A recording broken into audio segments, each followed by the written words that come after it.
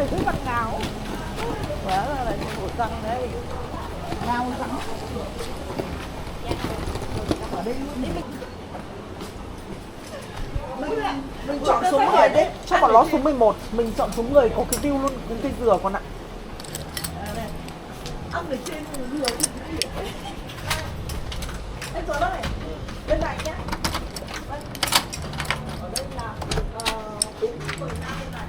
Tạo sơi thì mình sơi lại con mũi. À, ui dồi, mình mà sơi được rồi thì trên giòn rồi lại phải nghỉ ngơi đi tí đã nhá. Đấy lại đi máy học.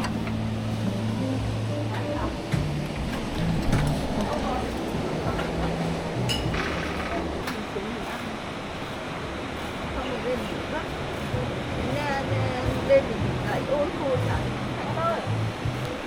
Bé đâu?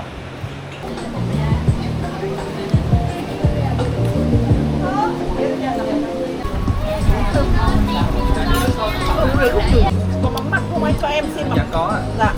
Với lại cho em thêm dĩa ớt anh ơi. Dạ rồi ạ. Cái con này chỉ có vỏ đâu có ruột. Đây. Dạ, cho bạn ớt ạ. Dạ vâng, em cảm ơn. Có 4 người. 1, 2, 3, 4 người món. 4 người món. Thừa một món chung.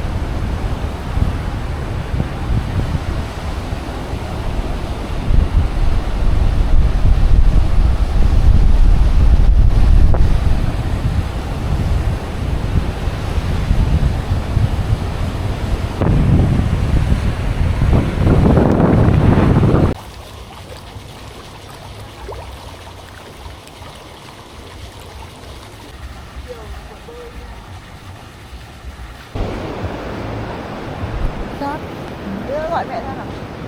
Gọi cho gì? Chưa gọi. Chưa.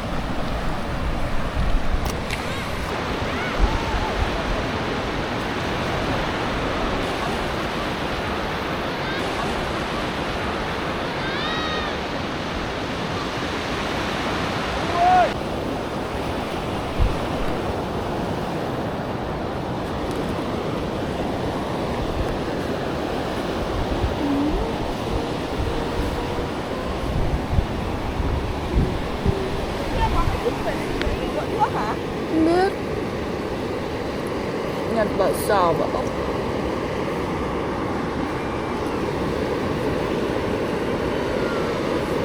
Bỏ này đây. Bẩn nào? Để.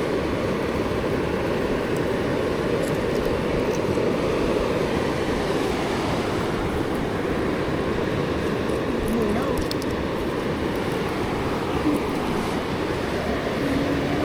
Thích thấy con.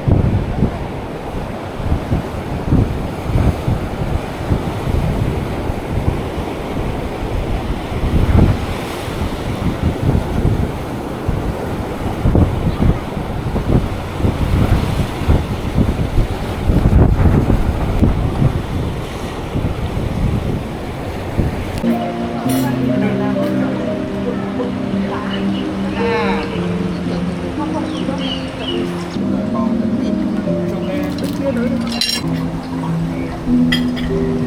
Con gì đó? Cơm nướng Waikiki. À. Có, nó sẽ mang bẹp ra bỏ đây nhá. Có cái bẹp. Đấy không? Đưa cho những người răng yếu. Nha.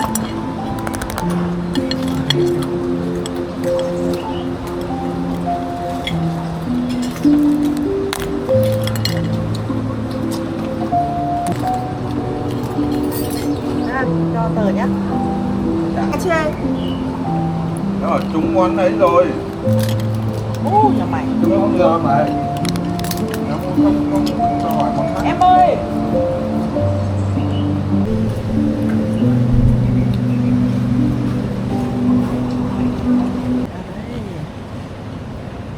Em bê lên cho các bác chủ. Ăn con này không phải ăn cái gì? Ăn con này. Có Hạ không làm ăn con này. Chín chưa? Nhé. Đây là có một bạn vậy mà nó chạy cái này là bún. Cái bánh tráng này không nhúng nước à? Không cần. Đấy loại bánh tráng này không cần. Đó.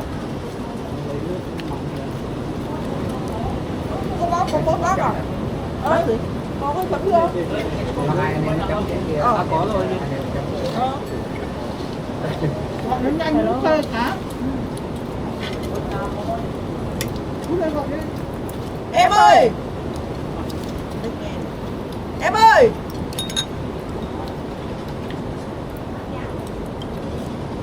Cháy cá rồi em làm nào chị nhỏ này? Mình làm nào giúp cô cái không? Cho con nhỏ đi, cho chị Cháy cá rồi. xét đẹp bây giờ. Mình đổi lại để cho em. Chị muốn chở lại. Không, cho nó Lửa quá đi. trời chị không tắt được. Cái này nó bị cứng nó. Ok rồi. Rồi. Thì để em bỏ cho chị nha.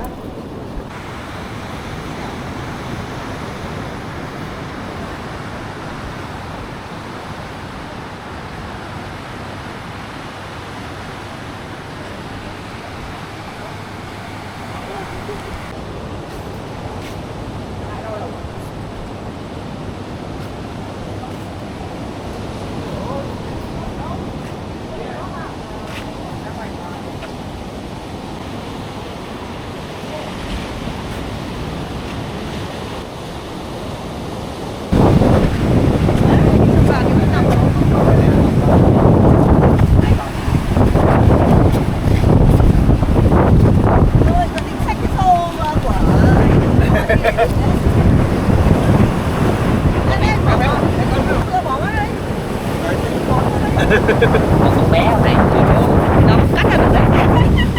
Làm sao nó cắt được? Cắt được đâu? này nó thấy con Con kia bự mà chụp dở, keo này chụp dở. Phải không? Chứ bỏ à. Một con rồi. trong này còn có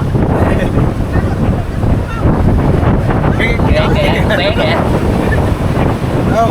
nè con bé nè Cái xuống này hả? đó Cái xuống hả?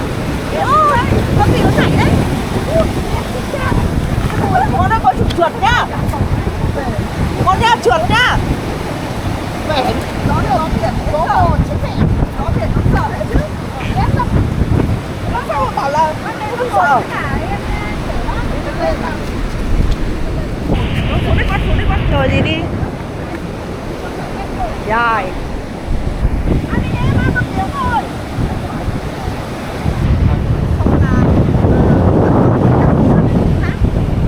Và bây giờ ấy lên là cho thuê ở không phòng không phòng ấy nhá. Rồi sáng mai còn tự sớm có mình Minh.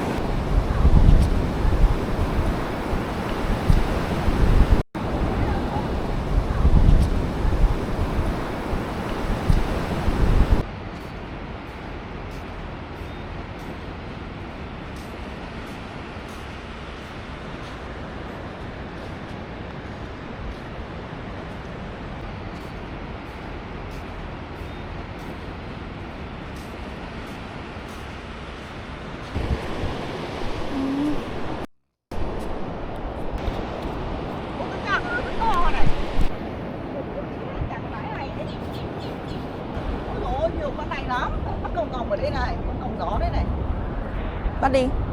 Không, leo đấy đâu xem nó. Mềm lắm ạ. Ừ. Không chưa? Nó tụt xuống không ai kịp. Đi, mình phải an toàn cho mình chứ.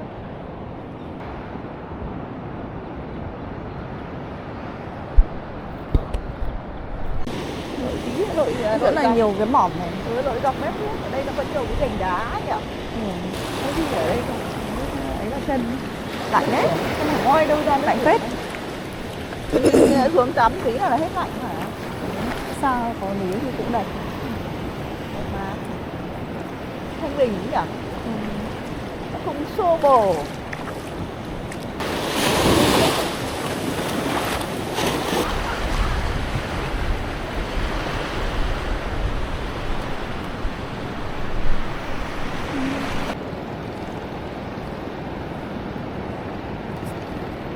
Có cái Tết rồi là người ta nghỉ cái dịch vụ xe bò bãi biển. À, thế à? Mình cứ được hưởng cái không gian gác ở xa thế nào. Sao các bạn nhỉ?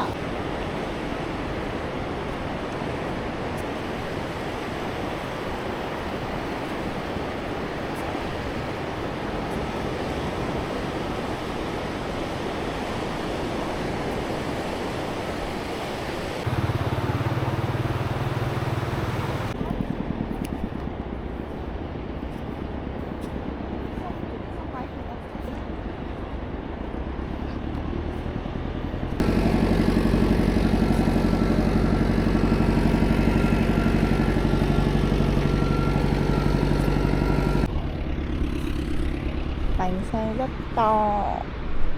Cho họ ăn cá đấy. Chắc lúc trước nó ở kia, nó thích gần đến đây.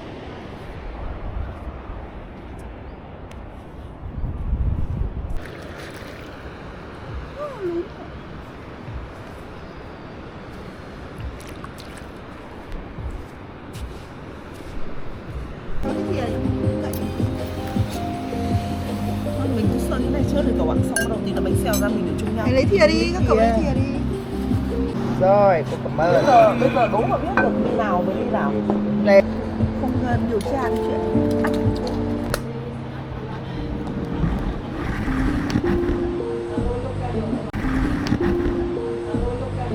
Bác Hoàng không nói không?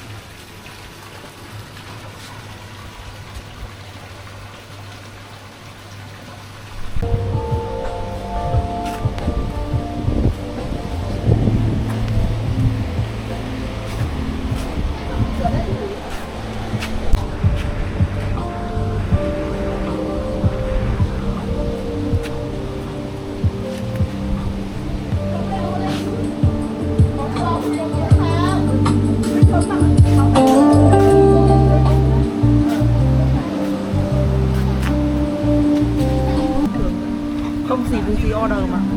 Nóng nóng trên kia cái mắm me này nhá. Ở bên kia một chiếc, mình một chiếc. Từ từ. Được rồi.